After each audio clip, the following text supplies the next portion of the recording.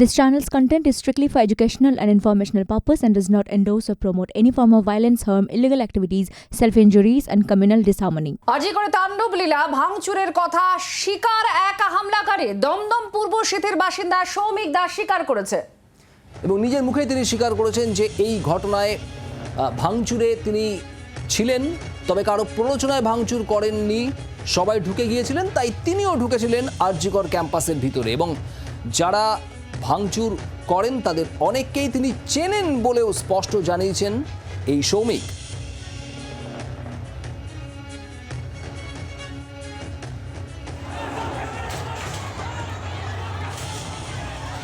আপনারা দেখতে পাচ্ছেন এই মুহূর্তে আমরা দেখাচ্ছি সেই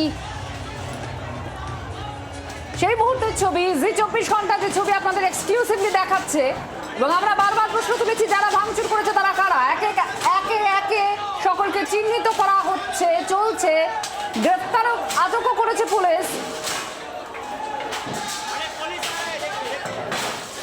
এই ব্যাপক ভাঙচুর চলে গত 14ই অগস্ট রাতে, আর সেই ভাঙচুরেরই ছবি।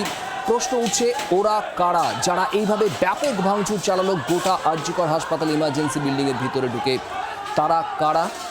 এখনো পর্যন্ত বেশ কয়েকজনকেই গ্রেপ্তার করা হয়েছে, অন্তত 25 জনকে গ্রেপ্তার করেছে কলকাতা পুলিশ। তবে আদালতে আজ রাজ্যের তরফ থেকে দাবি করা হয়েছে অন্তত 7,000 জন হাসপাতালের ভিতরে ঢুকে সেই সময় হামলা চালায়। আর দমদমের পূর্ব সিথির বাসিন্দা সৌমিক দাস সে নিজের মুখে স্বীকার করছে যে হ্যাঁ সেদিন ওই হাসপাতালে ছিল, তবে কারোর প্ররোচনায় যায়নি, সে গিয়েছিল।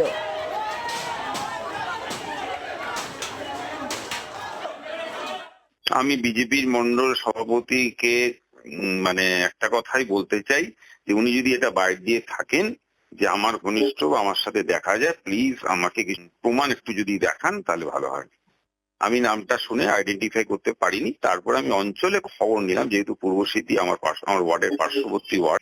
তো যেটুকু জানলাম যে ছেলেটি এই অঞ্চলে কোনো রাজনৈতিক দলের সঙ্গে, আমার বিজেপি বন্ধু যিনি আমার সঙ্গে বলেছেন আমার কথা, তাকে আমি আশা করবো আমার বাইকটা শুনতে, যে কোনো রাজনৈতিক দলের সঙ্গে এই ছেলেটিকে কোনোদিনই দেখা যায়নি, না সিপিএম, না তৃণমূল, না বিজেপি, না কংগ্রেস। বাংলার আওয়াজ, বাঙালির আবেগ, জি 24 ঘন্টা।